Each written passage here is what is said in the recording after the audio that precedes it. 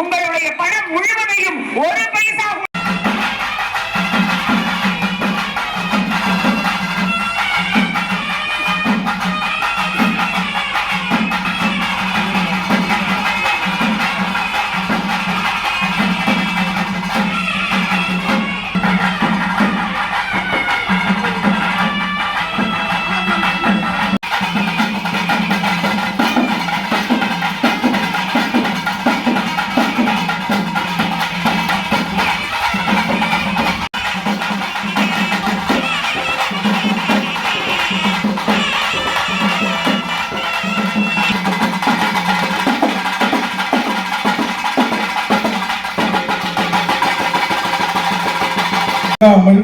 முகாந்திரங்கள் சொல்லாமல் எந்த தேசத்திலும் எழுந்ததில்லை புரட்சி அப்படின்னு சொல்லுவாங்க.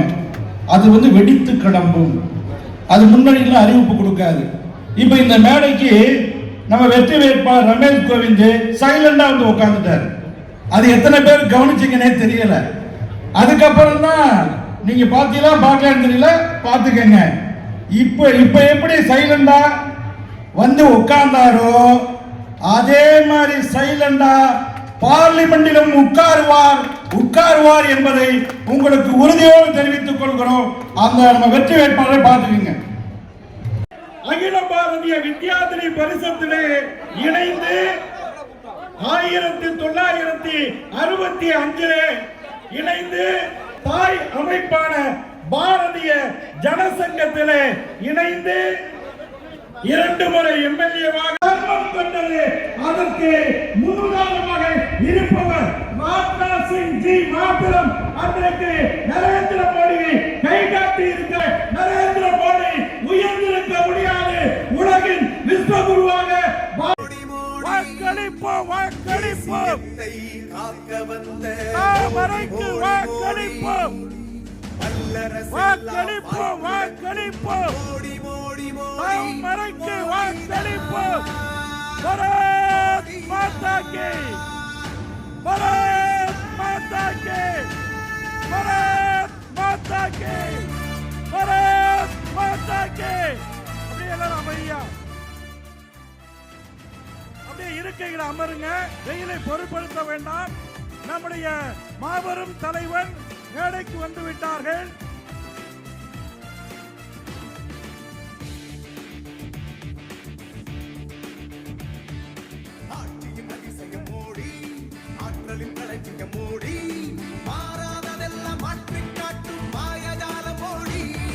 நம்முடைய பாதுகாப்புத்துறை அமைச்சர் அவர்கள் வந்துவிட்டார்கள். சிங்க தமிழன் என்று சொல்வதை நீங்கள் கேட்டிருப்பீர்கள். ஒரு சிங்கம் போன்ற இந்திய தலைவனை முதல் முறையாக திருவாரூர் அல்ல தமிழ்நாடே பார்க்கிறது. எத்தனை பெரிய கம்பீரம், எத்தனை பெரிய தேஜஸ், எத்தனை பெரிய, அவரை பார்த்தாவே சோம்பல் சுருண்டு போய்விடும், தைரியம் பெருக்கெடுக்கும். அப்படிப்பட்ட மாபெரும் தலைவரை பற்றி ஒரு சிறு குறிப்பு. அதற்கு பிறகு வேட்பாளர்கள் 3 மணித்துளி பேசுவார். தலைவருடைய பேருரையோடு நிகழ்ச்சி நிறைவடையும் என்று சொல்லி, with kind permission, Honorable my Raksha Mantri ji, I am Palaniyappan alias Puranchi Kavidasan. 2013 itself, with God bless, I met you in personally along with Sanjay Baswan, along with Tamil leaders, 2-3 times in personally met you. Are you recall me? Puranchi Kavidasan alias Palaniyappan. You are publishing the book Dalit Culture and Nationalism written by Sanjay Baswan. That book published by you, received by me with God bless. Further I submit, நம்ம தலைவர் 1951 உத்தரப்பிரதேசத்திலே பிறந்தவர். Physics MSc படித்தவர். 13 வயசுல RSS இணைந்து அனைத்து பணிகளையும் செய்தவர். ஒரு கட்டத்திலே அகில பாரதிய வித்யாதிரி பரிஷத்திலே இணைந்து 1965 இணைந்து பாரதிய ஜனதா கட்சியினுடைய தாய் அமைப்பான பாரதிய ஜனசங்கத்திலே இணைந்து 2 முறை எம்எல்ஏவாக, பல முறை எம்பியாக, ஒரு முறை ராஜ்யசபா எம்பியாக, ஐயா வாஜ்பாயினுடைய ஆட்சியிலே இவர் ரோடு போக்குவரத்து துறை அமைச்சராக, பின்னாளிலே விவசாயத்துறை அமைச்சராக, நம்முடைய நரேந்திர மோடி அவர்கள் பிரதமர் வேட்பாளராக அறிவிக்கப்பட்டது ஐயாவுடைய பெருந்தன்மை. விட்டு கொடுப்பது எல்லாருக்கும் வராது. At the time of 2014, our beloved leader Rajnath Singh, national leader of the Bharatiya Janata Party, இவர் நினைத்திருந்தால் he became a prime minister candidate ஆகியிருக்க முடியும். ஆனால் ஒரு ஆசிரியரின் வேலை ஒரு நல்ல மாணவனை கண்டுபிடிப்பது. The duty of the teacher is find out the good student or very good student. இதுதான் வெற்றிக்கான வழி. அந்த அடிப்படையில் பாரதிய ஜனதா கட்சியுடைய தேசிய தலைவராக இருந்த ராஜ்நாத் சிங் அவர்கள் first time in our history Narendra Modi அவர்களை குஜராத் முதலமைச்சராக இருந்தவரை இந்தியாவின் பிரைம் மினிஸ்டர் கேண்டிடேட்டாக டிக்ளேர் செய்து சாக்ரிஃபைஸ் செய்தவர் நம்முடைய ராஜ்நாத் சிங் அவர்கள். தியாகசீலர். பாரதிய ஜனதா கட்சி என்றாலே தேசம், தெய்வம், தியாகம், தர்மம் கொண்டது. அதற்கு முன்னுதாரணமாக இருப்பவர் ராஜ்நாத் சிங் ஜி மாத்திரம் அன்றைக்கு நரேந்திர மோடியை கை காட்டி இருக்காவிட்டால் இன்றைக்கு உலக நாயகனாக நரேந்திர மோடி உயர்ந்திருக்க முடியாது. உலகின் விஸ்வகுருவாக பாரதம் வளர்ந்திருக்க முடியாது. ஆகையினாலே உங்கள் காலிலே விழுந்து சாஷ்டாங்கமாக நமஸ்கரிக்க வேண்டியிருக்கிறோம். ஒரு புதிய இந்தியாவை உருவாக்கிய பழம்பெரும் தலைவர் நம்முடைய ராஜ்நாத் சிங் என்பதை சொல்லி, ஏற்கனவே உள்துறை அமைச்சர், பிறகு நம்முடைய அரசிலே பாதுகாப்புத்துறை அமைச்சர், வலிமையான இந்தியாவை, சீனாவுடைய கண்களிலே விரலை விட்டு ஆட்டுகிற இந்தியாவை, அமெரிக்காவும் சீனாவும் வல்லரசு நாடுகளும் பொறாமைப்படுகிற இந்தியாவை உருவாக்கி கொடுத்த அரும்பெரும் தலைவர் ராஜ்நாத் சிங் அவர்களை வருக வருக என்று வரவேற்று நிறைவு செய்கிறேன். நன்றி, வணக்கம். பாரத் மாதா கி.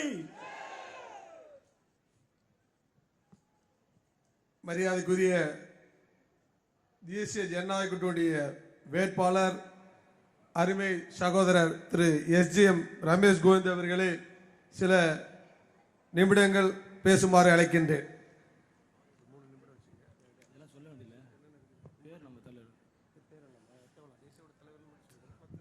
தென்றலாய், காவிரியாய், தேன்மணக்கும் பூங்காற்றாய், மனித குலத்தின் மாணிக்க சுடரலியாய், பாரதத்தின் மணிமகுடம் தாங்கிய மங்கா புகழ்பெற்ற மங்கள நாயகன் பாரத பிரதமர் மோடியையும், தன்னிகரில்லா தலைவர் தமிழகத்தினுடைய அன்பு அண்ணன் அண்ணாமலை அவர்களையும் வணங்கி, இன்றைக்கு இந்த சிறப்பு வாய்ந்த நமது நாகை நாடாளுமன்ற தொகுதியினுடைய பரப்புரை நிகழ்ச்சியிலே கலந்து கொண்டிருக்கிற அம்மா மக்கள் முன்னேற்ற கழகத்தினுடைய மாவட்ட செயலாளர் அன்பு அண்ணன் காமராஜ் அவர்களே, தமிழ் மாநில காங்கிரஸ் கட்சியினுடைய மாவட்ட செயலாளர் அண்ணன் குடவாசல் தினகரன் அவர்களே, பாட்டாளி மக்கள் கட்சியினுடைய திருவாரூர் வடக்கு மாவட்ட செயலாளர் அண்ணன் ஐயப்பன் அவர்களே, பாட்டாளி மக்கள் கட்சி திருவாரூர் தெற்கு மாவட்ட செயலாளர் வலங்கைமான் பாலு அவர்களே, தமிழக மக்கள் முன்னேற்ற கழகத்தினுடைய வடக்கு மாவட்ட செயலாளர் கணேஷ் பாண்டியன் அவர்களே, அனைத்து இந்திய அண்ணா திமுக உரிமை மீட்பு குழுவினுடைய திருவாரூர் மாவட்ட செயலாளர் நாராயணசாமி அவர்களே, தமிழக மக்கள் முன்னேற்ற கழகத்தினுடைய திருவாரூர் மாவட்ட செயலாளர் ரஜினி பாண்டியன் அவர்களே, இந்திய ஜனநாயக கட்சியுடைய திருவாரூர் மாவட்ட செயலாளர் பன்னீர்செல்வம் அவர்களே,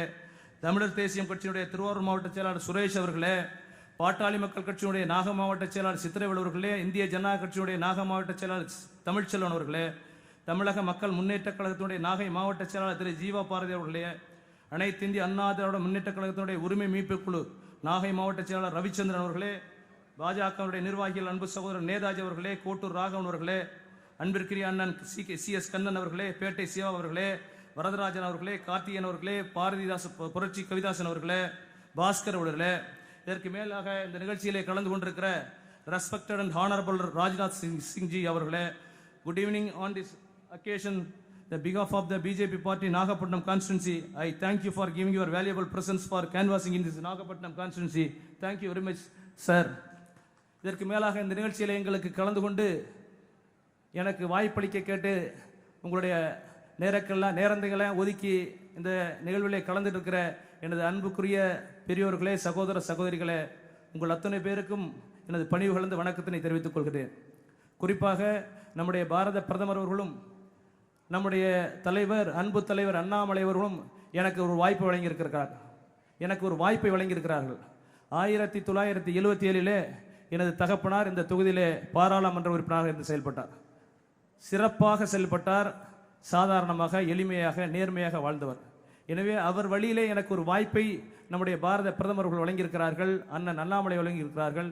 நீங்கள் எல்லாம் ஒரு வாய்ப்பை தந்தீர்கள் என்று சொன்னால் கண்டிப்பாக இந்த தொகுதியினுடைய பகுதியினுடைய வளர்ச்சிக்காகவும் உங்களுடைய முன்னேற்றத்திற்காகவும் மிகப்பெரிய வாய்ப்புகளை உங்களுக்கு உருவாக்கி தருவேன் என்ற உத்தரவாதத்தை உங்களுக்கு சொல்லிக்கொண்டு, மீண்டும் மத்தியிலே நம்முடைய பாரத பிரதமருடைய 3வது முறை ஆட்சி அமைய இருக்கிறது. அந்த ஆட்சியிலே நாம் ஆளுங்கட்சி வரிசையிலே அமர்வோம். இங்கு உள்ள தேவைகளை அத்தனையும் நான் உங்களுக்கு பூர்த்தி செய்து கொடுப்பேன் என்று உத்தரவாதத்தை சொல்லி உங்களை அத்தனை அன்பு நண்பர்கள் எல்லாம், தோழர்கள் எல்லாம் வணங்கி முடிக்கிறேன். நன்றி, வணக்கம். எனக்கு தாமரை சின்னத்திலே வாக்களித்து வெற்றி பெற செய்ய வேண்டுமாய் உங்கள் மலர் பாதம் தொட்டு வேண்டி விரும்பி முடிக்கிறேன். நன்றி, வணக்கம். மரியாதைக்குரிய நம்முடைய வெற்றி வேட்பாளர் திரு ரமேஷ் கோவிந்த் அவர்களுக்கு நம்முடைய நன்றிகள்.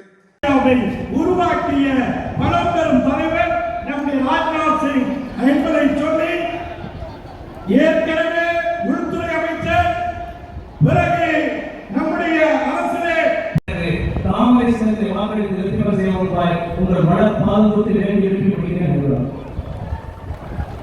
மரியாதைக்குரிய கோவிந்த் அவர்களுக்கு நம்முடைய நன்றிகள். அடுத்ததாக நீங்கள் அவர்களுடைய ஒருவரும் மரியாதைக்குரிய புரட்சி கவிதாசன் நம்முடைய தலைவர் பற்றி விளக்கமாக சொன்னார். அப்படி மிகப்பெரிய தியாக நிறைந்த ஒரு தலைவர், பாதுகாப்புத்துறை அமைச்சர் திரு ராஜ்நாத் சிங் அவர்கள் உங்களுடைய உரையாற்றுவார்கள். Now we are inviting the most respected senior BJP leader in the party and honorable Union Minister of Defence Sri Rajnath Singh to come and deliver.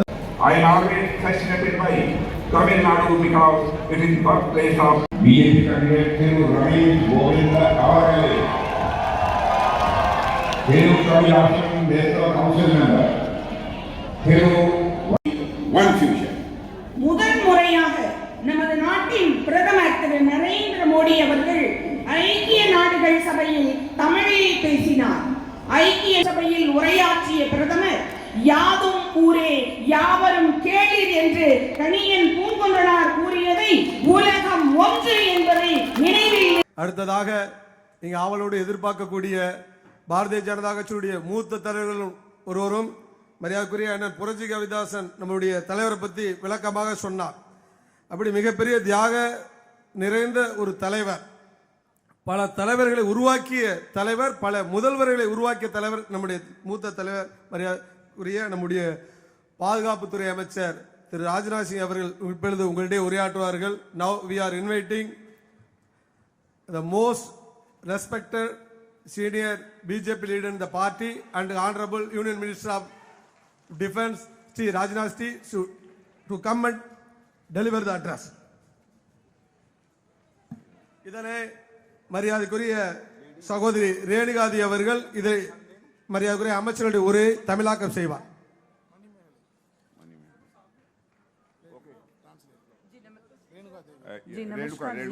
Renuka Devi ji.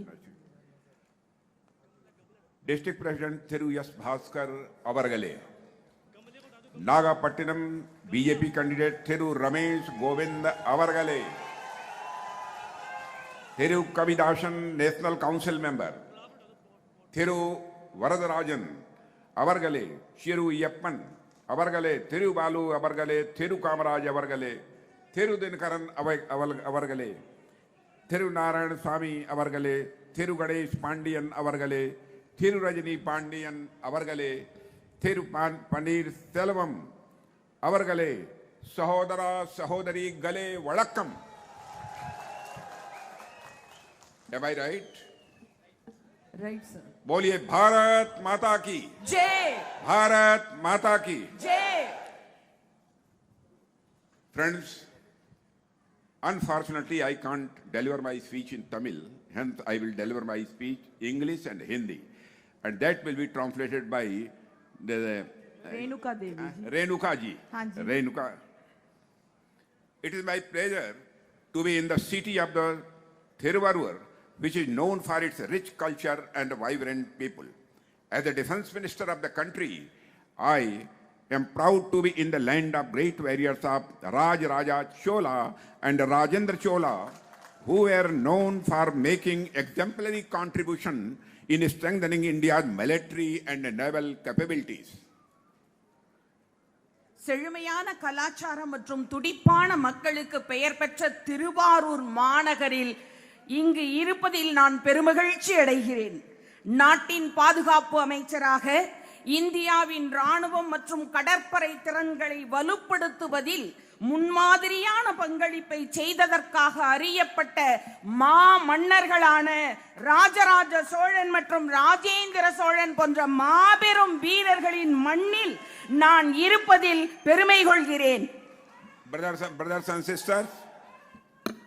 Brothers and sisters, I am always fascinated by Tamil Nadu because it is the birthplace of Tamil language, which is one of the oldest and most beautiful language in the world.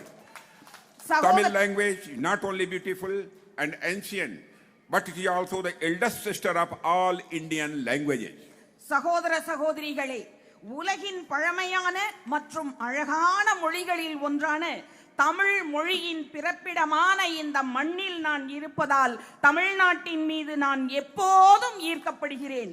Tamil மொழி அழகானது மற்றும் தொன்மையானது மட்டுமல்ல, இந்திய மொழிகளுக்கெல்லாம் மூத்த சகோதரியாகவும் திகழ்பவள்.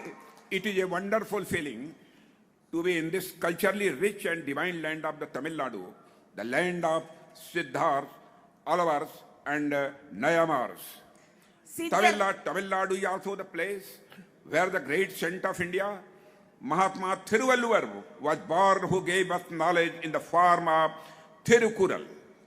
சித்தர்கள், ஆழ்வார்கள், நாயன்மார்கள் வாழ்ந்த தமிழகத்தின் பண்பாட்டு வளமும் தெய்வீகமும் நிறைந்த இந்த மண்ணில் இருப்பது ஓர் அற்புதமான உணர்வை எனக்கு தருகிறது. திருக்குறள் வடிவில் நமக்கு அறிவை வழங்கிய தெய்வ புலவர் திருவள்ளுவர் பிறந்த பாரத தேசத்தில் தான் நம்முடைய தமிழ்நாட்டிலே நான் நின்று கொண்டிருக்கிறேன். बहनों भाइयों, आज जब पूरे देश में तमिलनाडु की चर्चा होती है तो सेंगोल शब्द हर नॉर्थ इंडियन के जुबान पर होता है. पिछले साल सितंबर तक तमिलनाडु के बाहर शायद ही कोई सेंगोल के नाम से परिचित था, मगर जब से प्रधानमंत्री श्री नरेंद्र मोदी ने नए पार्लियामेंट्री बिल्डिंग में न्याय और स्वतंत्रता के प्रतीक सेंगोल को स्थापित किया है, इस देश का हर जागरूक नागरिक सेंगोल के बारे में जानने लगा है, सेंगोल के बारे में समझने लगा है. सेंगोल की नई पार्लियामेंट बिल्डिंग में स्थापना भारत के एक नए युग की शुरुआत है, ऐसा मैं मानता हूं. அன்புள்ள நண்பர்களே, இன்று நாடு முழுவதும் தமிழ்நாடு பற்றி பேசப்படும் போது நம் நினைவுக்கு வரும் முதல் வார்த்தை செங்கோல். கடந்த ஆண்டு செப்டம்பர் வரை தமிழ்நாட்டிற்கு வெளியே யாருக்கும் செங்கோல் என்ற வார்த்தை தெரிந்திருக்க வாய்ப்பில்லை. ஆனால் பாரத பிரதமர் மாண்புமிகு திரு நரேந்திர மோடி அவர்கள் புதிய நாடாளுமன்ற கட்டிடத்தில் நீதி மற்றும் சுதந்திரத்தின் சின்னமான செங்கோலை நிறுவியதில் இருந்து இந்த நாட்டின் விழிப்புணர்வுள்ள ஒவ்வொரு குடிமகனும் செங்கோல் பற்றி அறிந்திருக்கிறார்கள். புதிய பாராளுமன்ற கட்டிடத்தில் செங்கோல் நிறுவப்பட்டது இந்தியாவில் ஒரு புதிய சகாப்தத்தினுடைய தொடக்கத்தை குறிக்கிறது. भारत की टेम्पल ऑफ डेमोक्रेसी में सेंगोल की स्थापना करके हमारे प्राइम मिनिस्टर मोदी जी ने तमिल कल्चर का ऑनर और भारत के कल्चरल नेशनलिज्म में तमिलनाडु के कंट्रीब्यूशन को न केवल एक्नॉलेज किया है, बल्कि उसका पूरा सम्मान किया है। ऐसे एक नहीं, अनेक ऐसे काम हमारे प्राइम मिनिस्टर मोदी जी ने किए हैं जिससे तमिल कल्चर को भारत ही नहीं पूरी दुनिया में प्रमोट किया गया है।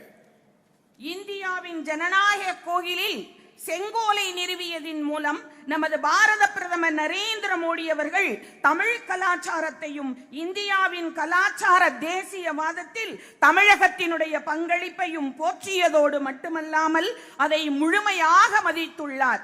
மோடிஜி இது போன்ற பல பணிகளை செய்துள்ளார். இதன் காரணமாக இந்தியாவில் மட்டுமல்ல உலகம் முழுவதும் தமிழ் கலாச்சாரம் ஊக்குவிக்கப்பட்டுள்ளது, அங்கீகரிக்கப்பட்டுள்ளது. उन्होंने काशी और सौराष्ट्र में तमिल संगमम के आयोजन की शुरुआत की है। मैंने स्वयं सौराष्ट्र तमिल संगम में पार्टिसिपेट किया है। ग्रेट पोएट सुब्रमण्यम भारती के सम्मान में उनके जन्मदिन 11 दिसंबर को नेशनल लैंग्वेज डे के रूप में घोषित किया गया था। बनारस हिंदू विश्वविद्यालय में एक तमिल स्टडीज सेंटर की भी शुरुआत की गई है। காசியிலும் சௌராஷ்டிராவிலும் தமிழ் சங்கம நிகழ்ச்சியை நடத்த தொடங்கினார் நமது மாண்புமிகு பாரத பிரதமர் நரேந்திர மோடி அவர்கள். நமது மாண்புமிகு பாதுகாப்புத்துறை அமைச்சர் அவர்கள் தானே சௌராஷ்டிரா தமிழ் சங்கத்தில் கலந்து கொண்டார். மகா கவிஞரான சுப்பிரமணிய பாரதியின் நினைவாக அவரது பிறந்த நாளான டிசம்பர் 11ஆம் தேதி தேசிய மொழி தினமாக பாரத தேசத்தில் அறிவிக்கப்பட்டது. பனாரஸ் இந்து பல்கலைக்கழகத்தில் தமிழ் ஆய்வு மையம் ஒன்றும் தொடங்கப்பட்டுள்ளது. पहली बार भारत की हिस्ट्री में यूनाइटेड नेशंस ऑर्गेनाइजेशन में तमिल में बोलने का काम यदि किसी ने किया तो हमारे प्राइम मिनिस्टर मोदी जी ने किया। 74th संयुक्त राष्ट्र महासभा को संबोधित करते हुए प्राइम मिनिस्टर ने कहा, यथुम ओरे यवरम केलियर, यह दर्शाता है कि दुनिया एक है और इस उद्धरण और वसुधैव कुटुंबकम से प्रेरणा लेते हुए, यानी the whole world is a family, इससे इंस्पिरेशन लेते हुए इस वर्ष के लिए G20 की थीम तैयार की गई थी, one earth one family one future. முதன் முறையாக நமது நாட்டின் பிரதமர் திரு நரேந்திர மோடி அவர்கள் ஐக்கிய நாடுகள் சபையில் தமிழில் பேசினார். ஐக்கிய நாடுகள் சபையின் 74வது பொதுச்சபையில் உரையாற்றிய பிரதமர் யாதும் ஊரே யாவரும் கேளீர் என்று கணியன் பூங்கொன்றனார் கூறியதை உலகம் ஒன்று என்பதை நினைவில் நிறுத்தி பேசினார். இந்த மேற்கோள் மற்றும் வசுதைவ குடும்பகம் ஆகியவற்றிலிருந்து உத்வேகம் பெற்று இந்த ஆண்டிற்கான G20 மாநாட்டிலே கருத்துரு தயாரிக்கப்பட்டது. அந்த கருத்துரு என்ன தெரியுமா சகோதர சகோதரிகளே? ஒரே பூமி, ஒரே குடும்பம், ஒரு எதிர்காலம் என்பதாகும். फ्रेंड्स, आज भारत आजादी के अमृत काल में नए संकल्पों के साथ यह प्रवेश कर चुका है। स्वतंत्रता के बाद 75 ईयर में भारत ने काफी प्रोग्रेस की है, मगर जिस स्पीड और जिस स्केल पर भारत को डेवलप करने की जरूरत थी, उस पर आजादी के बाद सरकारों को जितना काम करना चाहिए था उन सरकारों ने उतना काम नहीं किया है। मगर जब से केंद्र में प्रधानमंत्री श्री नरेंद्र मोदी के नेतृत्व में सरकार आई है, तब से देश की ग्रोथ ट्रेजेक्टरी ही बदल गई है और पिछले 10 वर्षों में भारत में बड़े बड़े परिवर्तन हुए हैं, जिनके अच्छे रिजल्ट्स भी अब सामने आने लगे। நண்பர்களே, இன்று இந்தியா புதிய தீர்மானங்களுடன் சுதந்திர அமிர்த காலத்தில் நுழைந்துள்ளது. சுதந்திரத்திற்கு பிறகு 75 ஆண்டுகளில் இந்தியா நிறைய முன்னேற்றம் கண்டுள்ளது. ஆனால் சுதந்திரத்திற்கு பிறகு பெரும்பாலான அரசாங்கங்கள் இந்தியாவின் வளர்ச்சிக்கு தேவையான வேகத்திலும் அளவிலும் செயல்படவில்லை. ஆனால் நமது பிரதமர் திரு நரேந்திர மோடி அவர்கள் தலைமையிலான அரசு மத்தியில் ஆட்சிக்கு வந்ததிலிருந்து நாட்டின் வளர்ச்சி பாதையே மாறிவிட்டது. கடந்த 10 ஆண்டுகளில் இந்தியாவில் பெரிய மாற்றங்கள் ஏற்பட்டு நல்ல முடிவுகள் வெளிவரத் தொடங்கியுள்ளன. ब्रदर्स एंड सिस्टर्स, 2014 में हमारा यह भारत दुनिया के देशों में इकोनॉमी की साइज के मामले में, अर्थव्यवस्था के आकार के मामले में 11th पोजीशन पर था, लेकिन मोदी जी की सरकार बनने के बाद आज हमारा भारत दुनिया की टॉप 5 कंट्रीज में आकर खड़ा हो गया है। और मैं पूरे कॉन्फिडेंस के साथ कह सकता हूं, और मैं ही नहीं, सारी दुनिया के इकोनॉमिस्ट भी यह दावा कर रहे हैं कि 2027 के प्रारंभ होते ही भारत दुनिया की टॉप 3 कंट्रीज में आकर खड़ा हो जाएगा। நமது இந்தியா நண்பர்களே, இன்று இந்தியா உலகின் 5வது பெரிய பொருளாதாரமாக இருப்பதை தவிர உலகின் மிக வேகமாக வளரும் பெரிய பொருளாதார நாடாகவும் மாறியுள்ளது. உலகம் முழுவதிலும் இருந்து இந்தியாவுக்கு முதலீடுகள் வருகின்றன. தமிழகத்திற்கும் ஏராளமான முதலீடுகள் வந்துள்ளன.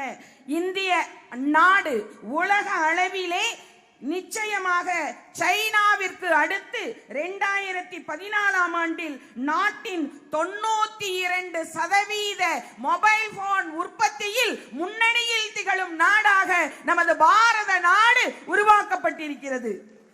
आज दुनिया की फास्टेस्ट ग्रोइंग लार्ज इकोनॉमी यह हमारा और आपका भारत बन गया है मेरे बहने भाइयों। पहले मोबाइल 2014 के पहले देश में 92% मोबाइल विदेशों से हम इंपोर्ट करते थे, लेकिन आज हम 92% मोबाइल दुनिया को एक्सपोर्ट कर रहे हैं। நமது தேசம் இதுவரையிலும் 2014க்கு முன்பு மொபைல் போன் தளவாடங்களை எல்லாம் இறக்குமதி செய்யும் நாடாக இருந்த நிலையிலிருந்து மாறி நமது பாரத பிரதமர் பதவியேற்ற பின்பு 2014க்கு பின்னால் 92% மொபைல் போன்களின் உற்பத்தி செய்யக்கூடிய நாடாக இலக்கினை எட்டி இருக்கிறது நமது பாரத நாடு.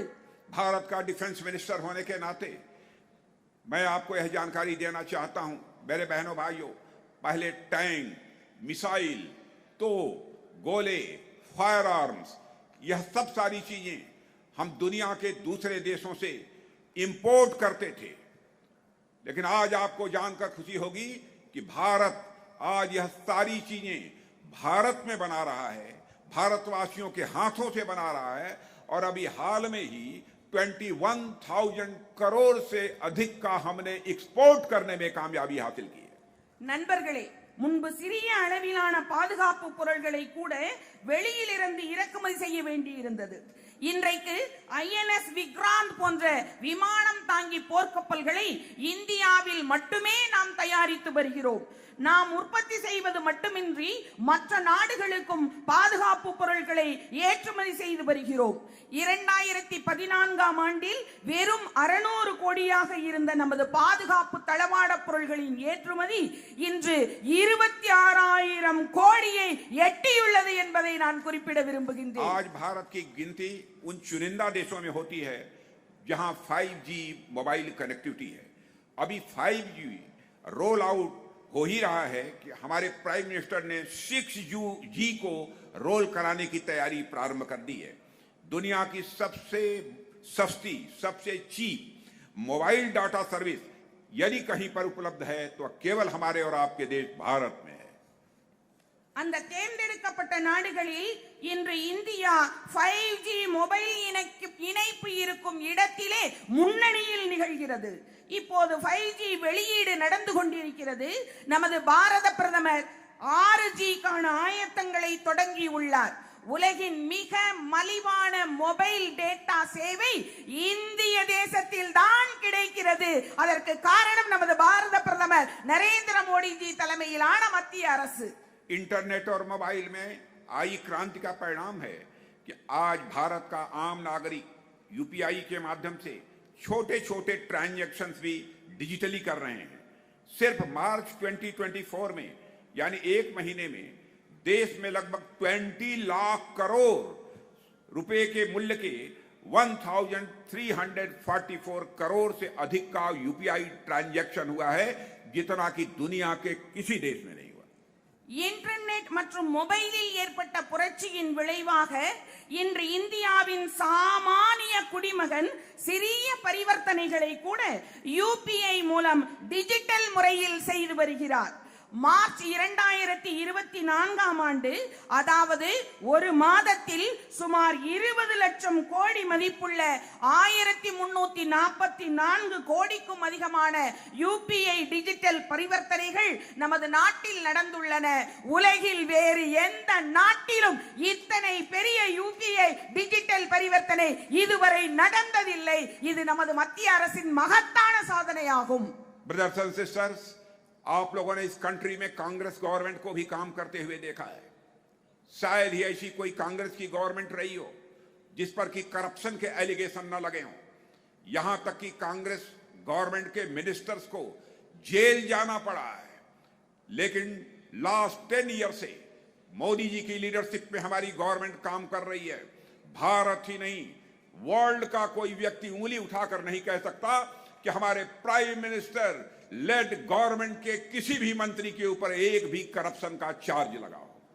இன்று ஜன்தன் ஆதார் மொபைல் காரணமாக கடந்த ஆண்டுகளில் 29 லட்சம் கோடியை நேரடி வங்கி பரிவர்த்தனை மூலம் நாட்டினுடைய விவசாயிகள், தொழிலாளர்கள் மற்றும் ஏழைகளின் கணக்குகளுக்கு மாற்ற முடிந்தது. இந்த பணம் உங்களுடையது, ஊழல் இல்லாமல் உங்களை சென்றடைந்தது. ஆனால் காங்கிரஸ் ஆட்சியில் ஊழல் செய்தவர்கள் அனைவரும் இப்பொழுது ஜெயிலில் இருக்கிறார்கள்.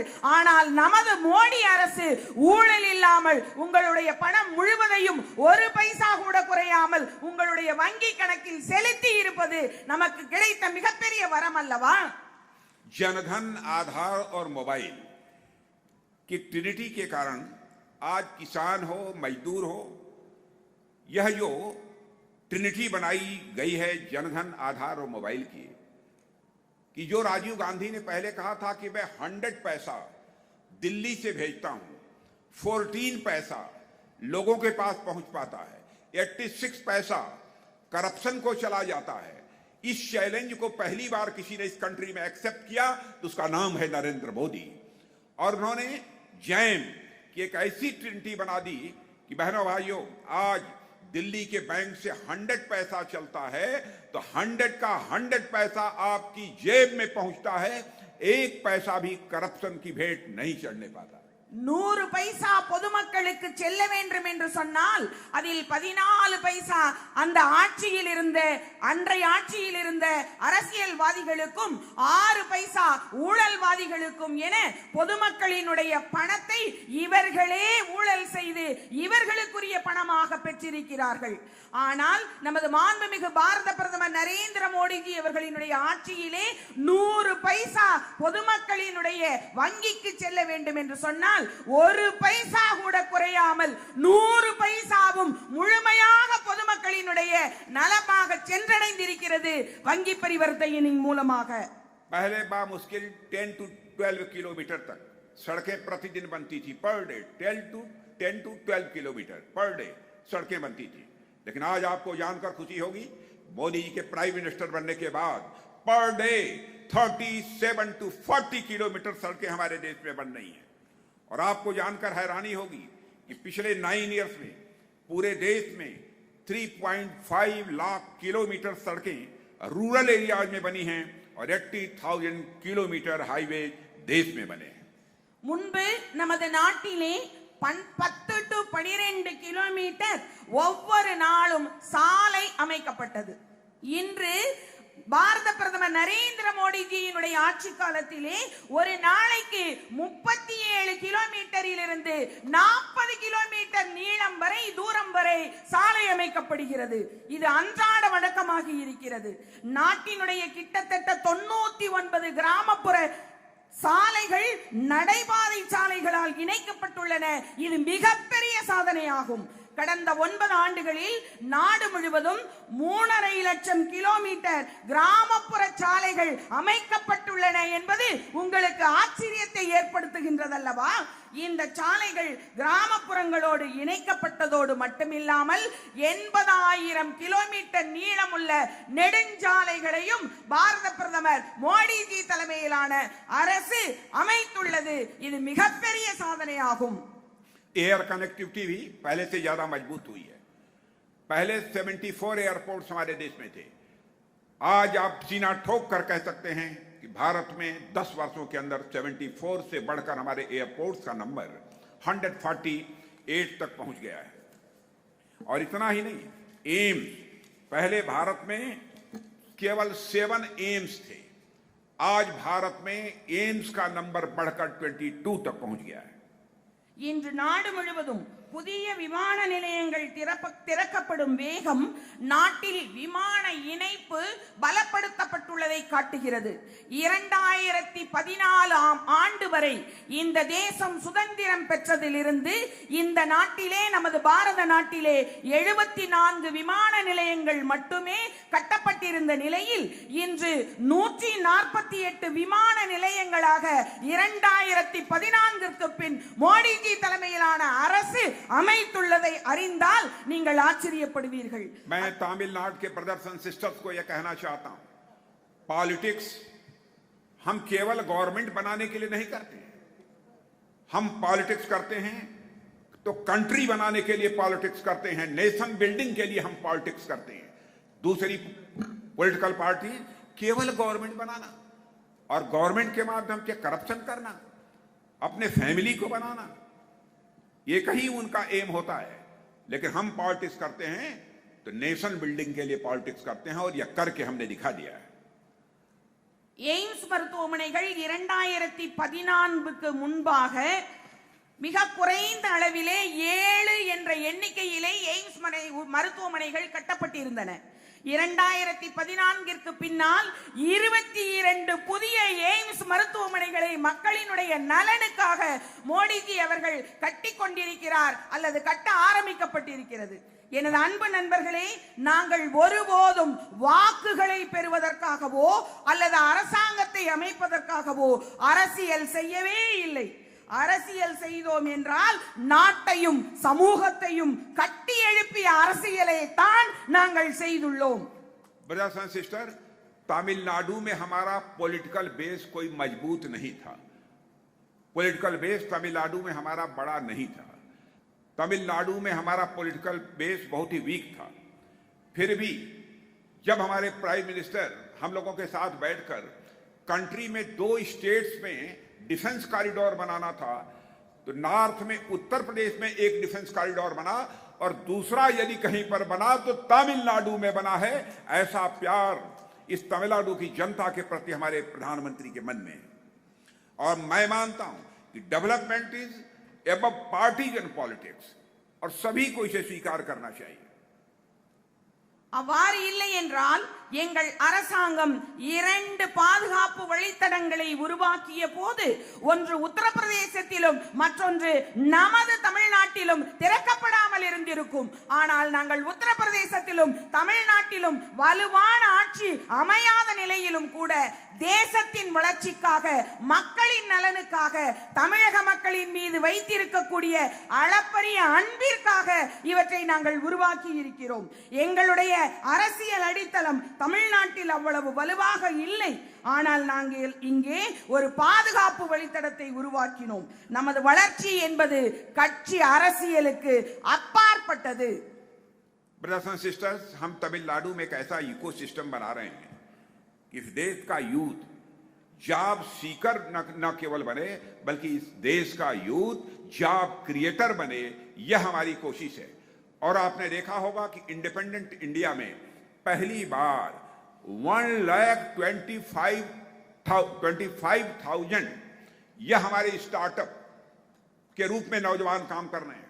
यूनिकॉर्न्स के बारे में यदि आप जानना चाहते हैं तो यूनिकॉर्न्स का नंबर भी आज बढ़कर 125 हो गया है और हमारे स्टार्टअप का नंबर 1,25,000 हो गया है। इसीलिए मैंने कहा कि हम यूथ को केवल जॉब सीकर ही नहीं बल्कि जॉब क्रिएटर बनाने की कोशिश कर रहे हैं और इसमें हमको कामयाबी मिल रही है। இந்த அனைத்து முதலீடுகளும் உள்ளூர் இளைஞர்களுக்கு வேலை வாய்ப்புகளை கொண்டு வரும். இந்த நாட்டின் இளைஞர்களுக்கு வேலை வாய்ப்பு தேவை என்பதை நான் அறிவேன். 1,25,000 ஸ்டார்ட் அப் நிறுவனங்களை இளைஞர் தொடங்குவதற்கு வாய்ப்பளித்திருக்கின்ற அரசு நமது மோடிஜி தலைமையிலான அரசு. ஆனால் ஒவ்வொரு இளைஞரும் அரசு அல்லது தனியார் வேலை மட்டுமே செய்ய வேண்டும் என்பது அவசியம் இல்லை என்பதும் உண்மைதான். எனவே நாட்டில் ஒரு துடிப்பான ஸ்டார்ட் அப் கலாச்சாரமும் உருவாக்கப்பட்டுள்ளது. நமது பாரத தேசத்தினுடைய பெரும்பான்மையான மக்கள் தொகை இளைஞர்களை சார்ந்திருக்கிறது. அந்த இளைஞர்கள் வேலை தேடுபவர்களாக இல்லாமல் வேலை வழங்குபவர்களாக அவர்களை ஊக்குவித்து ஸ்டார்ட் அப் நிறுவனங்களை 1,25,000 என்ற அளவிலே தொடங்குவதற்கு ஊக்குவித்த அரசு பாரத பிரதமர் நரேந்திர மோடிஜி தலைமையிலான அரசு. இளைஞர்கள், நமது பாரத தேசத்தின் இளைஞர்கள் வேலை தேடுபவர்கள் அல்ல, வேலை வழங்குபவர்களாக அவர்களை நாம் உருவாக்கி இருக்கிறோம். मैं आपको अश्योर करना चाहता हूं, आपको विश्वास दिलाना चाहता हूं कि मोदी जी लेड गवर्नमेंट इस तमिलनाडु के डेवलपमेंट के प्रति पूरी तरह से कमिटेड है. हमें जो भी करना होगा हम तमिलनाडु का डेवलपमेंट करेंगे ताकि भारत की इकोनॉमी में जो भविष्य में और आगे तेजी के साथ बूम आने जा रहा है उसमें तमिलनाडु एक ग्रोथ इंजन का रोल प्ले कर सके, यह हमारे दिल की हसरत है. மோடிஜி தலைமையிலான மத்திய அரசு கடந்த 10 ஆண்டுகளில் தமிழகத்தினுடைய வளர்ச்சி, பாரத தேசத்தினுடைய வளர்ச்சி, நல்லாட்சி, ஒருங்கிணைந்த முன்னேற்றம் ஆகியவற்றில் காட்டிய அர்ப்பணிப்பு இந்த தேசத்தினுடைய பொருளாதார வளர்ச்சியை சுட்டிக்காட்டுகிறது. इसीलिए तो डिफेंस कॉरिडोर के अलावा PM Mitra mega textile park, Bengaluru Chennai expressway और चेन्नई के पास ही मल्टी मॉडल लॉजिस्टिक पार्क के कंस्ट्रक्शन को अप्रूवल और क्लियरेंस हमारी गवर्नमेंट ने दिया है. इन सब पर या तो काम शुरू हो गया है या जल्द ही काम शुरू हो जाएगा, आपको यकीन दिलाता हूं.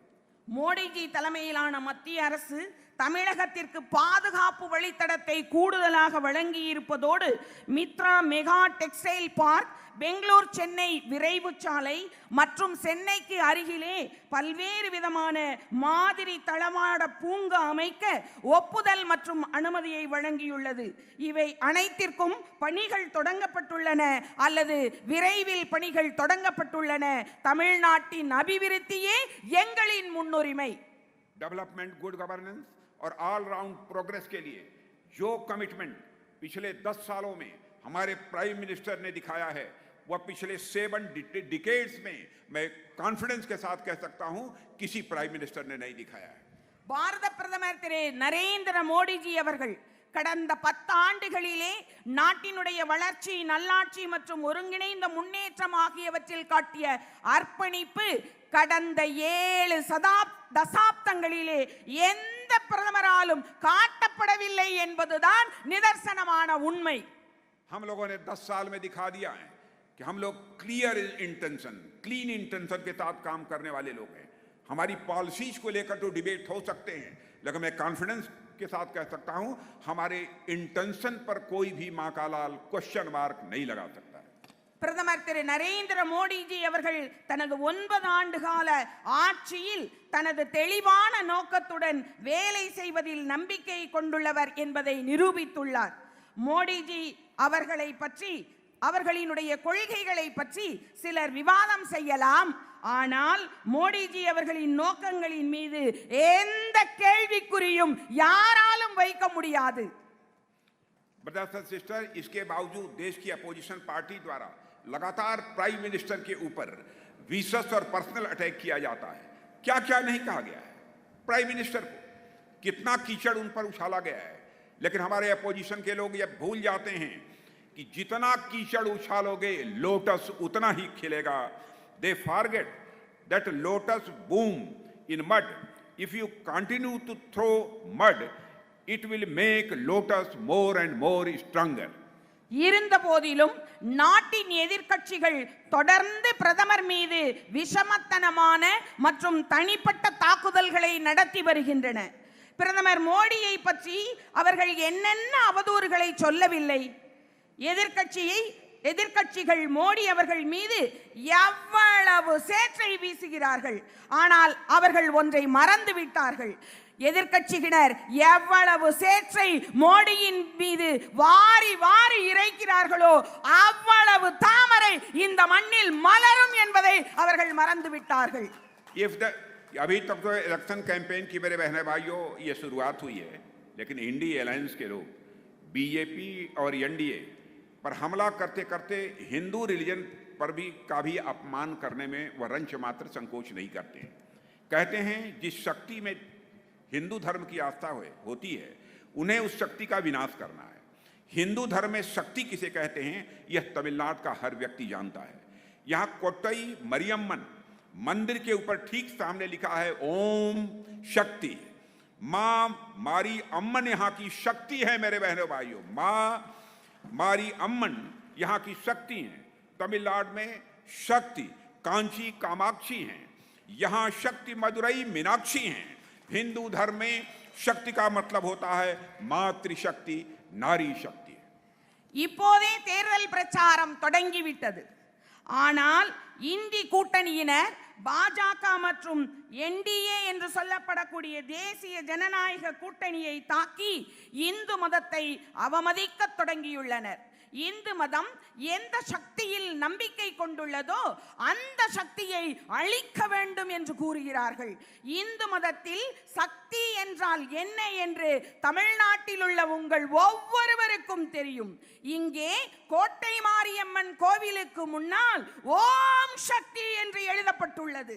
அன்னை மாரியம்மன் இங்கு சக்தியாக விளங்குகிறார். தமிழ்நாட்டின் சக்தியாக காஞ்சி காமாட்சியும் மதுரையிலே மீனாட்சியும் சக்தியின் வடிவமாக திகழ்கிறார்கள். இந்து மதத்திலே சக்தி என்றால் தாய் சக்தி என்று பொருள், பெண் சக்தி என்று பொருள். मैं कांग्रेस और डीएमके के लोगों से पूछना चाहता हूं, क्या कांग्रेस और डीएमके का यह इंडी अलायंस यह कहना चाहता है कि वह नारी शक्ति और मातृशक्ति का विनाश करेंगे? बीजेपी को अपोज करते करते इंडी अलायंस वाले जो हिंदू गॉड्स हैं, गॉडसेस हैं कि अपमान के साथ माताओं और बहनों के अपमान पर उतर गए हैं।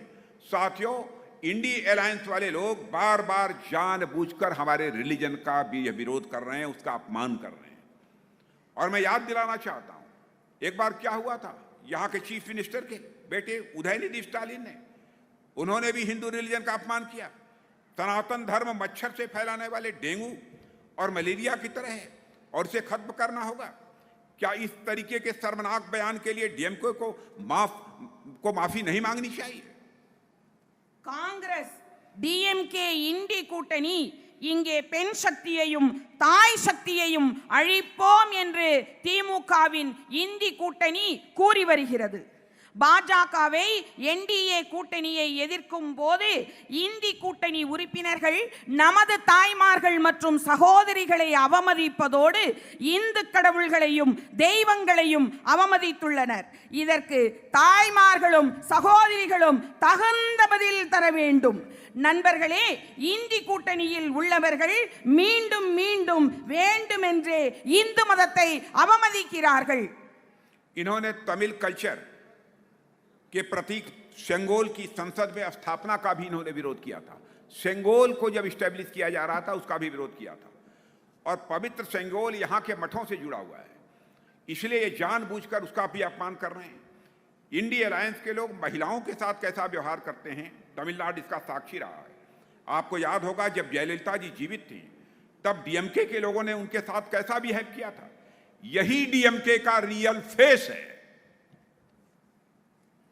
இங்கு முதல்வர் ஸ்டாலினின் மகன் உதயநிதி ஸ்டாலினும் இந்து மதத்தை அவமதித்துள்ளார். உதயநிதி கூறியிருந்தார், சனாதன தர்மம் என்பது டெங்கு மலேரியா போன்ற கொசுக்களால் பரவும், அதை ஒழிக்க வேண்டும் என்று. இப்படிப்பட்ட வெட்கக்கேடான அறிக்கைக்கு திமுகவை மன்னிக்க வேண்டுமா என்ன? தமிழ் கலாச்சாரத்தின் அடையாளமான செங்கோல் சிலையை நாடாளுமன்றத்தில் நிறுவுவதற்கு எதிர்க்கட்சியினர் எதிர்ப்பு தெரிவித்தார்கள். புனித செங்கோல் இங்குள்ள மடங்களுடன் தொடர்புடையது, அதனால்தான் அவர்களையும் வேண்டுமென்றே அவமதிக்கிறார்கள். इसीलिए ये लोग पार्लियामेंट में वीमेन रिजर्वेशन बिल का भी विरोध करते हैं। इसलिए तमिलनाडु की माताओं बहनों के खिलाफ अपराध बढ़ रहे हैं। आने वाली 19 अप्रैल को यहाँ की एक वीमेन फोर्स को डीएमके के इस एंटी वुमेन माइंडसेट के खिलाफ वोट करके उनको सजा देनी है। मैं यह अपील आप सबसे करना चाहता हूं। जब भी मैं तमिलनाडु आता हूं, मैं जया अम्मा को याद करता हूं। उन्होंने तमिलनाडु के डेवलपमेंट में एक बहुत बड़ा कंट्रीब्यूशन किया है।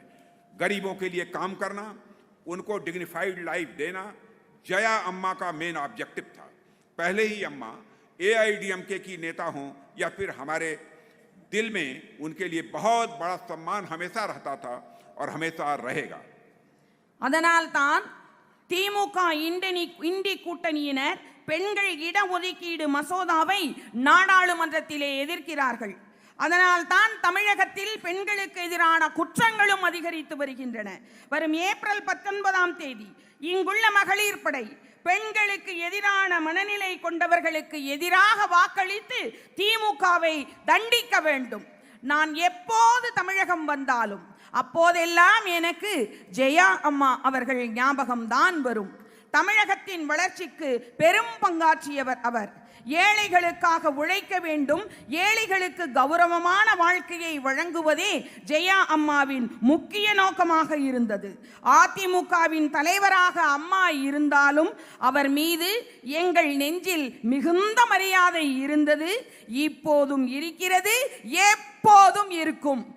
तमिलनाडु वह धरती है मेरे बहनों भाइयों जिसने हमें सी राजगोपालाचारी, के कामराज और एमजी रामचंद्रन जैसे ग्रेट लीडर्स दिए हैं। चाहे कॉन्स्टिट्यूशन की बात हो, पॉलिटिक्स में ऑनेस्टी की बात हो, या फिर उनकी मिड डे मील्स जैसी रिवॉल्यूशनरी वेलफेयर स्कीम्स हो, ये सारे लीडर्स हमारे लिए बहुत ही बड़े एक सोर्स ऑफ इंस्पिरेशन रहे हैं। தமிழ்நாடு நமக்கு சி ராஜகோபாலாச்சாரி, பெருந்தலைவர் காமராசர் மற்றும் டாக்டர் எம்ஜி ராமச்சந்திரன் போன்ற மாபெரும் தலைவர்களை வழங்கிய மண் இந்த தமிழக மண். அரசியலமைப்பு சட்டமாக இருந்தாலும் சரி, அரசியலில் நேர்மையாக இருந்ததிலும் சரி, மதிய உணவு போன்ற அவர்களின் புரட்சிகரமான மக்கள் நல திட்டங்களானாலும் சரி, இந்த தலைவர்கள் அனைவரும் நமக்கு பெரிய உத்வேகத்தை அளித்திருக்கின்றார்கள். उन्हीं की तर्ज पर मोदी जी सोसाइटी के वीकर सेक्शन के लिए एम्पावरमेंट का काम कर रहे हैं। तमिलनाडु में लाखों फिशरमैन रहते हैं। कांग्रेस की सरकारों के समय न जाने कितने फिशरमैन श्रीलंका द्वारा अरेस्ट किए गए, कई बार तो उनको अपनी जान भी गंवानी पड़ी, मगर पहली बार देश में एक ऐसी सरकार आई जो श्रीलंका के साथ अच्छे डिप्लोमेटिक रिलेशंस को फिशरमैन कम्युनिटी को रिलीफ देने में उसका पूरा यूज किया था। लेकिन कांग्रेस ने इस देश में कई ऐसे ब्लंडर्स किए हैं जिसकी हैवी प्राइस भारत को देनी पड़ी है और हमारी फिशरमैन कम्युनिटी को भी देनी पड़ी है। நமது பிரதமர் மோடி அவர்களும் கூட நமது தமிழ்நாட்டின் பெரும் தலைவர்களால் ஈர்க்கப்பட்டிருக்கிறார். அந்த தலைவர்களின் வழியில் மோடிஜி சமூகத்தின் நலிந்த பிரிவினருக்கு அதிகாரம் அளிக்க பாடுபட்டு கொண்டிருக்கிறார். தமிழகத்திலே லட்சக்கணக்கான மீனவர்கள் வாழ்கின்றனர். காங்கிரஸ் ஆட்சியில் எத்தனை மீனவர்கள் இலங்கையால் கைது செய்யப்பட்டார்கள் என்பது நம் எல்லோருக்கும் தெரியும். பல சமயங்களில் மீனவ சகோதரர்கள் தங்களுடைய இன்னுயிரையும் இழக்க நேரிட்டிருக்கிறது.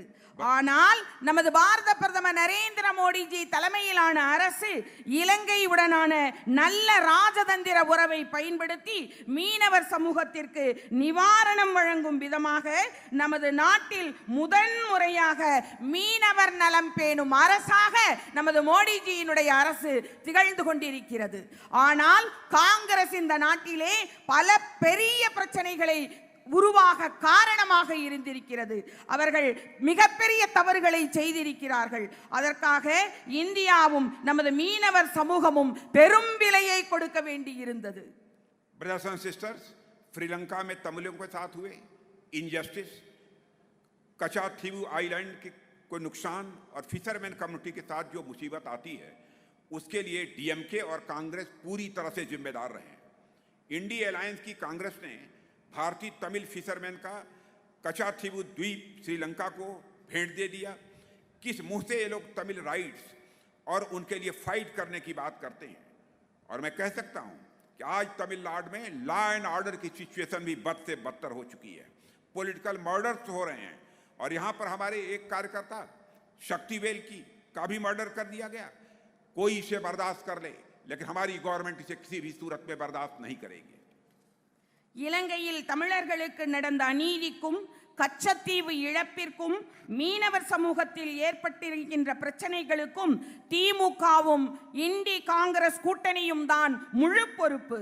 இந்திய தமிழக மீனவர்களினுடைய கச்சத்தீவை இலங்கைக்கு பரிசாக கொடுத்தது இந்தி கூட்டணி காங்கிரஸ் அரசு. இவர்கள் எந்த வாயை வைத்துக்கொண்டு தமிழர் உரிமை பற்றி, மீனவர் உரிமை பற்றி பேசுகிறார்கள் அல்லது போராடுகிறார்கள்? என் அன்பான நண்பர்களே, இந்த இந்தி கூட்டணி நீடித்தது அல்ல. தேர்தல் தொடங்குவதற்கு முன்பே அவர்களுக்குள் சண்டையிட்டுக் கொண்டிருக்கிறார்கள். My dear friends, यह इंडी अलायंस ड्यूरेबल नहीं है, लंबे समय तक नहीं चलने वाला है। इलेक्शन शुरू होने से पहले ही आपस में इन लोगों की स्ट्रगल, आपस में लड़ाई शुरू हो गई है। उनके लिए एक साथ आने का केवल एक कारण है, आइडियोलॉजिकल रीजन नहीं है, केवल एक कारण है कि कैसे पावर को ग्रैब किया जाए, यह उनकी कोशिश है। लेकिन हम लोग जो पॉलिटिक्स करते हैं, हम लोगों की पॉलिटिक्स का आधार है नेशन फर्स्ट, और डीएमके और कांग्रेस की पॉलिटिक्स का बेस है फैमिली फर्स्ट। அதிகாரம் இல்லாமல் இந்த இந்தி கூட்டணி நிலைக்காது. உங்கள் பொன்னான வாக்குகளை தயவு செய்து வீணாக்காதீர்கள். அமைதிக்கு வாக்களியுங்கள், நீடித்த வாழ்வுக்கு வாக்களியுங்கள், செழிப்பிற்கு வாக்களியுங்கள், மோடிஜிக்கு வாக்களியுங்கள், பாஜக தலைமையிலான தேசிய ஜனநாயக கூட்டணிக்கு வாக்களியுங்கள், தாமரை சின்னத்திற்கு வாக்களியுங்கள். ஏன் என்று சொன்னால் பாரதிய ஜனதா கட்சி தலைமையிலான என்டிஏ கூட்டணியினுடைய நோக்கம் தேசம் முதலில் என்பதாகும். இந்த திமுக இந்தி காங்கிரஸ் கூட்டணியினுடைய நோக்கம் குடும்பம் முதன்மையானது என்பதாகும். எனவே தயவு செய்து யோசித்து பாரதிய ஜனதா கட்சி என்டிஏ கூட்டணிக்கு உங்களுடைய பொன்னான வாக்குகளை தாமரை சின்னத்தில் வழங்குமாறு வேண்டுகிறேன். हमारे पास भारत के डेवलपमेंट का विजन है, हमारे पास मिशन है, हमारे पास मोदी जैसा लीडर है। मैं उनसे पूछना चाहता हूं उनके पास क्या है? न एनर्जी है, न आपस में इस अलायंस में सिनर्जी है। இந்தியாவின் வளர்ச்சிக்கான தொலைநோக்கு பார்வையும் நோக்கமும் நமது பாரதிய ஜனதா கட்சி என்டிஏ கூட்டணிக்கு இருக்கிறது. மோடி போன்ற ஒப்புயர்வற்ற தலைவர் நமது கட்சியிலே இருக்கிறார். எதிர்க்கட்சியினரிடம் அப்படிப்பட்ட உன்னதமான ஒப்புயர்வற்ற ஊழல் கரைபடியாத ஒரு தலைவர் இருக்கிறாரா என்பதை நீங்கள் யோசித்து பாருங்கள். Brothers and sisters, our Prime Minister is like Madurai Veeran, and our State President Annamalai is very dynamic and popular leader of this Tamil Nadu. நமது தேசத்தினுடைய ஒப்புயர்வற்ற நமது பாரத பிரதமர் நரேந்திர மோடிஜி எப்படி இருக்கிறாரோ அதை போல நமது தமிழகத்திலே அண்ணாமலைஜி என்ற ஒப்புயர்வற்ற தலைவர் இருக்கிறார். Hence I would like to appeal, vote for peace, vote for durability, vote for prosperity, vote for Modi and vote for BJP led NDA. நீங்கள் தயவு செய்து அமைதிக்கு வாக்களியுங்கள், தேசத்தின் வளர்ச்சிக்கு வாக்களியுங்கள், மோடிஜிக்கு வாக்களியுங்கள், தாமரை சின்னத்தில் வாக்களியுங்கள். और मैं अंत में आप सबसे यही निवेदन करना चाहूंगा कि हमारे रमेश गोविंद अबरगले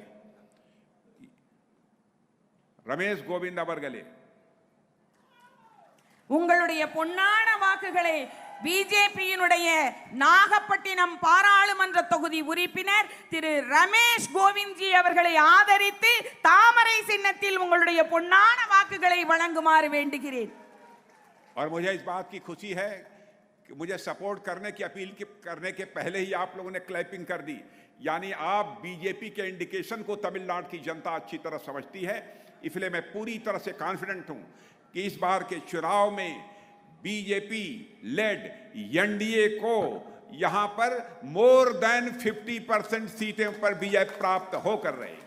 நான் உங்களிடம் நமது அன்பான நாடாளுமன்ற வேட்பாளர் அவர்களுக்கு வாக்குகளை சேகரிப்பதற்கு முன்பாகவே தமிழக மக்களே நீங்கள் முடிவெடுத்து விட்டீர்கள். நமது பாரத ஜனதா கட்சியினுடைய என்டிஏ கூட்டணிக்கு உங்களுடைய பொன்னான வாக்குகளை வழங்குவதென நீங்கள் முடிவு செய்து விட்டீர்கள். எனவே இங்கு தமிழகத்திலிருந்து 50% மேற்பட்ட நாடாளுமன்ற உறுப்பினர்களை உங்களுடைய வாக்குகளின் இடுவதின் மூலம் தாமரை சின்னத்தை வெற்றி பெற செய்து நாடாளுமன்றத்திற்கு அனுப்புவீர்கள் என்ற நம்பிக்கை எனக்கு முழுமையாக உங்கள் மீது இருக்கிறது. बोलिए भारत माता की। Thank you very much. நன்றி.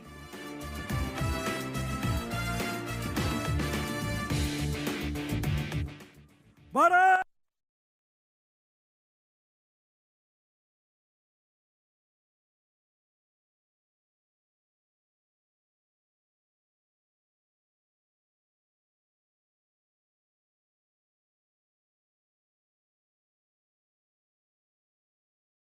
करने की जरूरत थी, उस पर आजादी के बाद सरकारों को जितना काम करना चाहिए था उन सरकारों ने उतना काम नहीं किया है। मगर जब से केंद्र में உங்களுடைய பொன்னான வாக்குகளை की வாக்களிப்போம் வாக்களிப்போம் தாமரைக்கு வாக்களிப்போம். நான் பெருமகிழ்ச்சி அடைகிறேன். நாட்டின் பாதுகாப்பு அமைச்சராக இந்தியாவின் ராணுவம் மற்றும் கடற்படை திறன்களை வலுப்படுத்துவதில் முன்மாதிரியான பங்களிப்பை செய்ததற்காக அறியப்பட்ட மன்னர்களான ராஜராஜ சோழன் மற்றும் ராஜேந்திர சோழன் போன்ற மாபெரும் வீரர்களின் மண்ணில் நான் இருப்பதில் பெருமை கொள்கிறேன். पूरे देश में 3.5 लाख किलोमीटर सड़कें रूरल एरिया में बनी है और 80,000 किलोमीटर हाईवे देश में बने இன்று நாடு முழுவதும் புதிய விமான நிலையங்கள் 14க்கு பின் மாநில தலைமையிலான அரசு அமைத்துள்ளதை அறிந்தால் நீங்கள் ஆச்சரியப்படுவீர்கள். मैं तमिलनाडु के प्रदर्शन अपने फैमिली को बनाना एक ही उनका एम होता है, लेकिन हम पॉलिटिक्स करते हैं तो नेशन बिल्डिंग के लिए पॉलिटिक्स करते हैं और ये करके हमने दिखा दिया। எய்ம்ஸ் மருத்துவமனைகள் 2014க்கு முன்பாக வாக்குகளை பெறுவதற்காகவோ அல்லது அரசாங்கத்தை அமைப்பதற்காகவோ அரசியல் செய்யவே இல்லை. அரசியல் செய்வோம் என்றால் நாட்டையும் சமூகத்தையும் கட்டி எழுப்பிய அரசியலைத்தான் நாங்கள் செய்கிறோம். प्रदर्शन सिस्टम तमिलनाडु में हमारा पॉलिटिकल बेस कोई मजबूत नहीं था। पॉलिटिकल बेस तमिलनाडु में हमारा बड़ा नहीं था। तमिलनाडु में हमारा पॉलिटिकल बेस बहुत ही वीक था। फिर भी जब हमारे प्राइम मिनिस्टर हम लोगों के साथ बैठकर कंट्री में 2 स्टेट में डिफेंस का அவ்வாறு இல்லை என்றால் எங்கள் அரசாங்கம் 2 பாதுகாப்பு வழித்தடங்களை உருவாக்கி ऐसा इकोसिस्टम बना रहे हैं कि देश का यूथ जॉब सीकर न केवल बने बल्कि देश का यूथ जॉब क्रिएटर बने, यह हमारी कोशिश है। और आपने देखा होगा कि इंडिपेंडेंट इंडिया में पहली बार 1,25,000 यह हमारे स्टार्टअप के रूप में नौजवान काम कर रहे हैं। यूनिकॉर्न के बारे में भी आप जानना चाहते हैं तो यूनिकॉर्न का नंबर भी आज बढ़कर 125 हो गया और हमारे स्टार्टअप का नंबर 1,25,000 है। इसीलिए मैंने कहा कि हम यूथ को केवल जॉब सीकर இந்த அனைத்து முதலீடுகளும் உள்ளூர் இளைஞர்களுக்கு வேலை வாய்ப்புகளை கொண்டு வரும். இந்த நாட்டின் இளைஞர்களுக்கு வேலை வாய்ப்பு இளைஞர்கள் வேலை தேடுபவர்கள, வேலை வழங்குபவர்களை நாம் உருவாக்கி இருக்கிறோம். मैं आपको एश्योर करना चाहता हूं, आपको विश्वास दिलाना चाहता हूं कि मोदी जी की गवर्नमेंट इस तमिलनाडु के डेवलपमेंट के प्रति पूरी तरह से அனுமதியை வழங்கியுள்ளது. இவை அனைத்திற்கும் பணிகள் தொடங்கப்பட்டுள்ளன அல்லது விரைவில் ऑल राउंड प्रोग्रेसिव जो कमिटमेंट पिछले 10 सालों में हमारे प्राइम मिनिस्टर ने दिखाया है वो पिछले 7 डिकेड्स में मैं कॉन्फिडेंस के साथ कह सकता हूं किसी प्राइम मिनिस्टर ने नहीं दिखाया। பாரத பிரதமர் நரேந்திர மோடி அவர்கள் கடந்த 10 ஆண்டுகளிலே நாட்டின் क्वेश्चन मार्क नहीं लगा सकता। பிரதமர் நரேந்திர மோடி அவர்கள் தனது 9 ஆண்டு கால ஆட்சியில் தனது தெளிவான நோக்கத்துடன் प्राइम मिनिस्टर कितना कीचड़ पर उछाला गया है, लेकिन हमारे अपोजिशन के लोग यह भूल जाते हैं कि जितना कीचड़ उछालोगे लोटस उतना ही खिलेगा। They forget that a lotus bloom in mud. If you continue to throw mud, it will make lotus bloom. भाई अमन यहाँ की शक्ति உங்கள் ஒவ்வொருவருக்கும் தெரியும். இங்கே கோட்டை மாரியம்மன் கோவிலுக்கு முன்னால் ஓம் சக்தி என்று அன்னை மாரியம்மன் இங்கு சக்தியாக விளங்குகிறார். தமிழ்நாட்டின் சக்தியாக காஞ்சி காமாட்சியும் மதுரையிலே மீனாட்சியும் சக்தியின் வடிவமாக திகழ்கிறார்கள். இந்து மதத்திலே சக்தி என்றால் தாய் சக்தி என்று பொருள், பெண் சக்தி என்று பொருள். मैं कांग्रेस और डीएमके के लोगों से पूछना चाहता हूँ, क्या कांग्रेस और डीएमके का ये कहना चाहता है कि वह नारी शक्ति और मातृशक्ति का विनाश करेंगे? बीजेपी को अवरुद्ध करते करते इंडी अलायंस वाले जो हिंदू गॉड्स हैं कि अपमान के साथ माताओं और बहनों के अपमान पर कर रहे हैं। और मैं याद दिलाना चाहता हूँ, एक बार क्या हुआ था, यहाँ के चीफ मिनिस्टर के बेटे उन्होंने भी हिंदू रिलीजन का अपमान किया। सनातन धर्म मच्छर से फैलाने वाले डेंगू और मलेरिया की तरह और से खत्म करना होगा। क्या इस तरीके के दर्दनाक बयान के लिए डेंगू को माफी नहीं मांगनी चाहिए? காங்கிரஸ் டிஎம்கே இந்தி கூட்டணி இங்கே பெண் சக்தியையும் தாய் சக்தியையும் அழிப்போம் என்று திமுகவின் இந்தி கூட்டணி கூறி வருகிறது.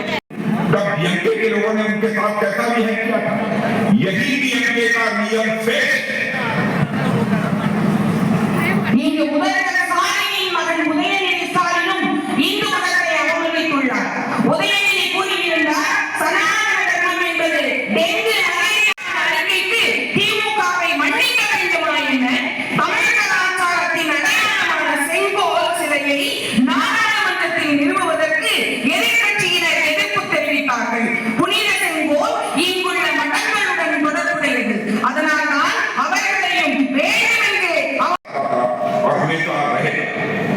அதனால்தான் திமுக இந்தி கூட்டணியினர் பெண்கள் இடஒதுக்கீடு மசோதாவை நாடாளுமன்றத்திலே எதிர்க்கிறார்கள். அதனால்தான் தமிழகத்தில் பெண்களுக்கு எதிரான குற்றங்கள் அதிகரித்து வருகின்றன. ஜெயா அம்மா அவர்கள் ஞாபகம் தான் வரும். தமிழகத்தின் வளர்ச்சிக்கு பெரும் பங்காற்றியவர் அவர். ஏன் இருந்ததிலும் சரி, மதிய உணவு போன்ற அவர்களின் புரட்சிகரமான गवर्नमेंट का काम कर रहा है। तमिलनाडु में लाखों फिशरमैन रहते हैं। कांग्रेस की सरकारों के समय न जाने कितने फिशरमैन श्रीलंका द्वारा अरेस्ट किए गए। कई बार तो उनको अपनी जान भी गंवानी पड़ी, मगर पहली बार देश में एक ऐसी सरकार आई जो श्रीलंका के साथ अच्छे डिप्लोमेटिक रिलेशंस को फिशरमैन कम्युनिटी को रिलीफ देने में उसका पूरा यूज किया। लेकिन कांग्रेस ने